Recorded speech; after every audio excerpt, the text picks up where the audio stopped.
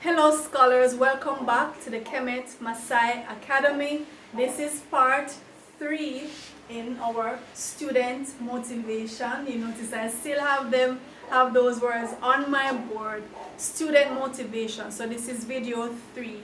And as usual, I'm reading from the book, The Student's Master Plan, Hardcore Rules for a Lifetime of Success. So the passage that I'm reading this morning, all life must be a useful plan. Now this little verse that I'm going to read to you is a poem taken from Marcus Garvey.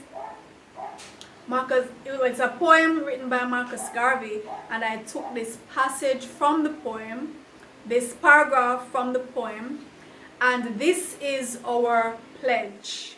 This is the pledge that I use at my school, the Kemet Maasai Academy. We say this pledge every morning when we're beginning our motivation session. Every morning we say this pledge, as well as when we're wrapping things up in the afternoon. So every afternoon before we leave, we say this pledge and we put our hand over our heart to indicate that we are sincere in making this pledge. So here is the pledge, and it's from a poem written by Marcus Garvey. All life must be a useful plan that calls for daily serious work. The work that wrings the best from man, the work that cowards often shirk. Now I need to read that for you again.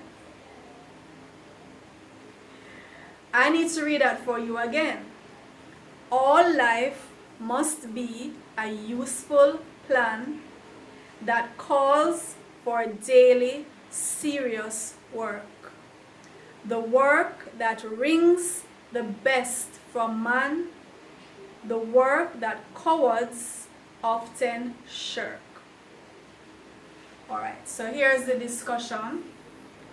Not just any old plan, a useful plan.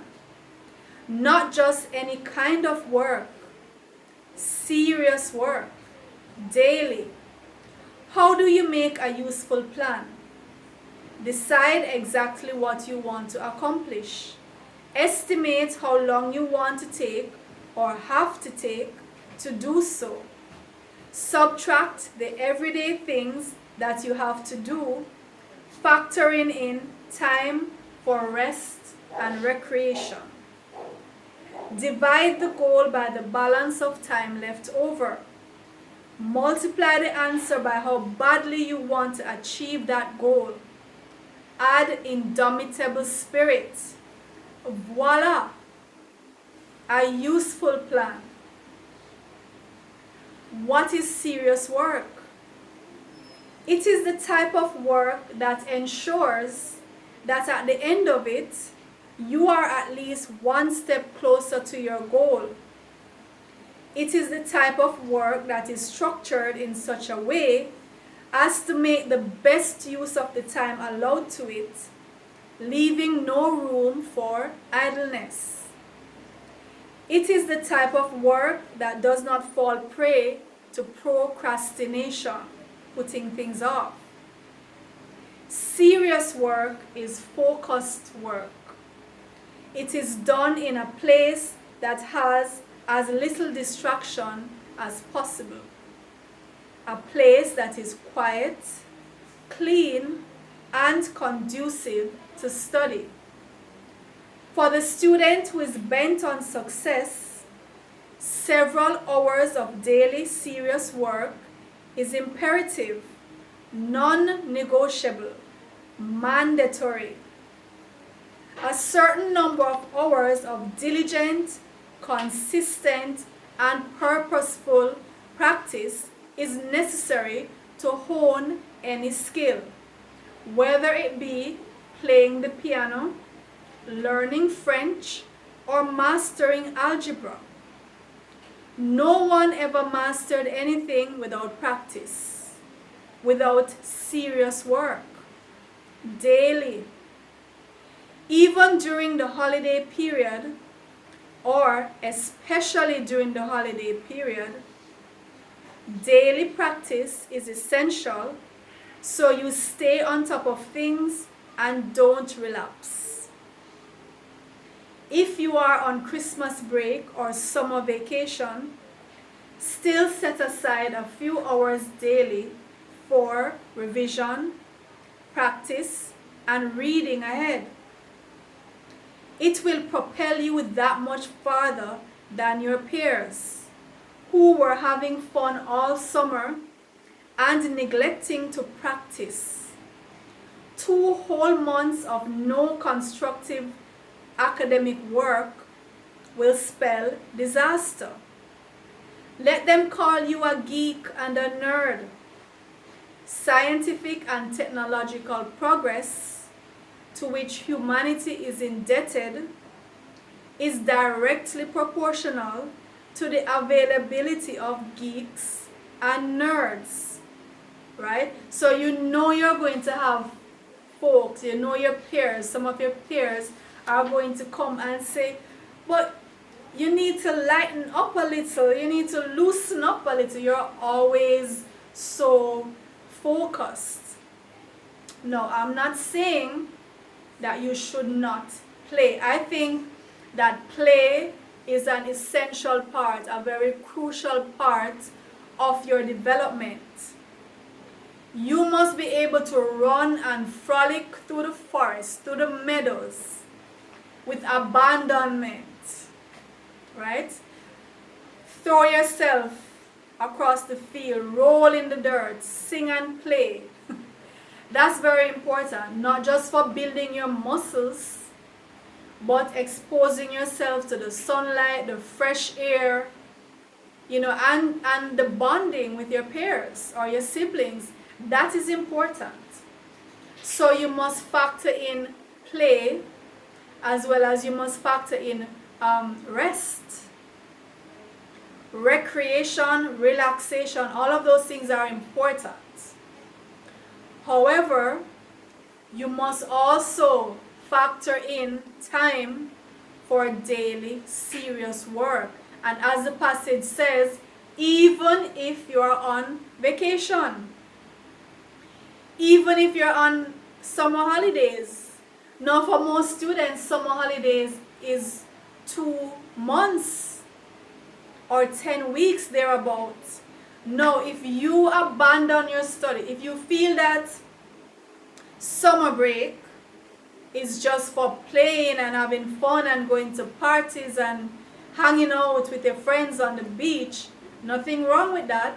But if you feel it's only for that and you must just close up the books, forget about the books, you will be sorry. When you get back to school, you would have forgotten so much.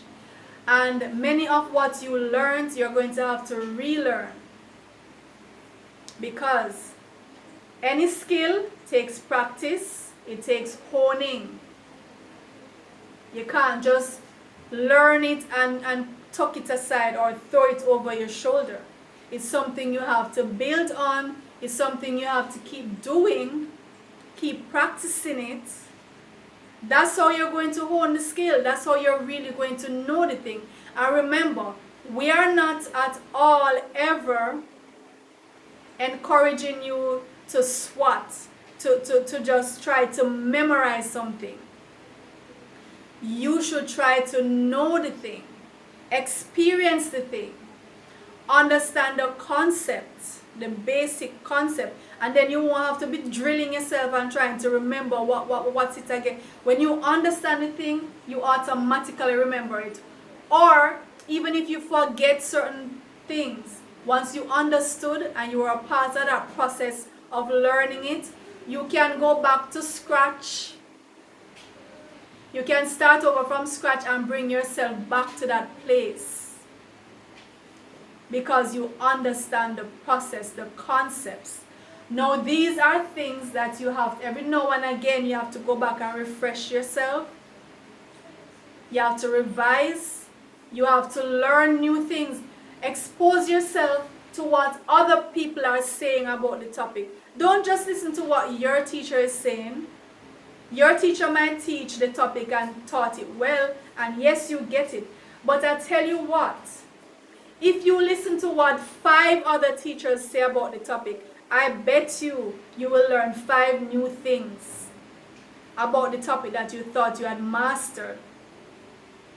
Because each teacher is coming with his or her own little way of teaching, their own little, their personality, and they might just mention one little thing. And that one little thing that that teacher mentions, it might put it all together for you. That might be that one thing that was missing, and you say, oh, I get it now. They might just in passing mention something about the topic, right? Or another teacher might show you another way of solving the problem, another method. When we're doing math, there's no one way, there's no the way. Mathematics is about coming to a place and everybody's coming from their direction, taking their route. And we see how many routes we can use to get to the same place. Now your teacher may prefer a particular method and may insist on it, but that doesn't mean you have to limit yourself to knowing other methods. Because the more methods you learn, you're adding to your arsenal of methods to solve new problems in the future. Right? So we must set aside that time even when we're on our summer break, Christmas break, Easter break. If it's even a half an hour per day or an hour per day, while you're on your break, revise something, watch a video, talk to your peers about some kind of work, right? It must be daily. Don't neglect that. As a scholar, you must put in some time every day for your scholarship. Serious time. Set it aside so that your mind becomes habit. So you know you're going to do that. You're looking forward to that. Your whole psyche is just geared towards that. And if you can have a particular place, maybe a little place in the house, that's your little corner, that's where you go to study. Maybe it's in your room, or it's under a tree in the yard that you just love that tree, or it's a favorite chair in the living room, or somewhere, because we're creatures of habit, and also we're creatures of association.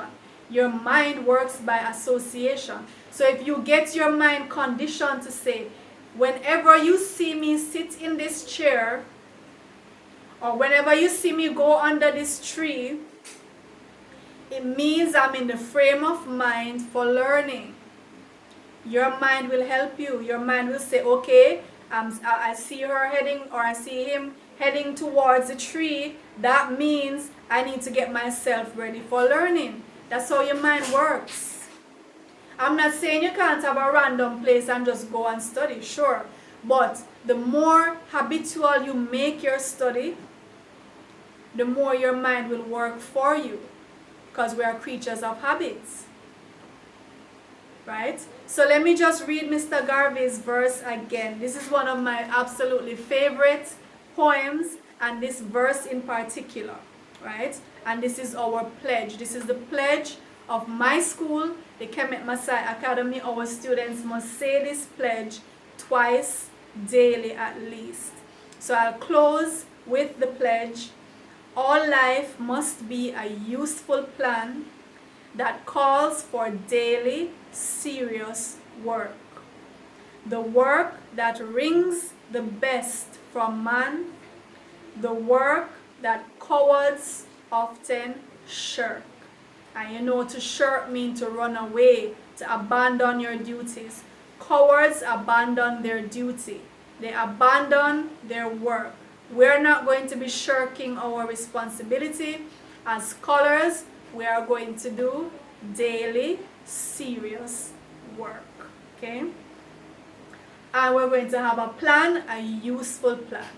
Alright, so if you have not subscribed to the Kemet Maasai Academy, please do so now, and please share this video so other students and teachers and parents can be motivated. And I'll see you in the next video.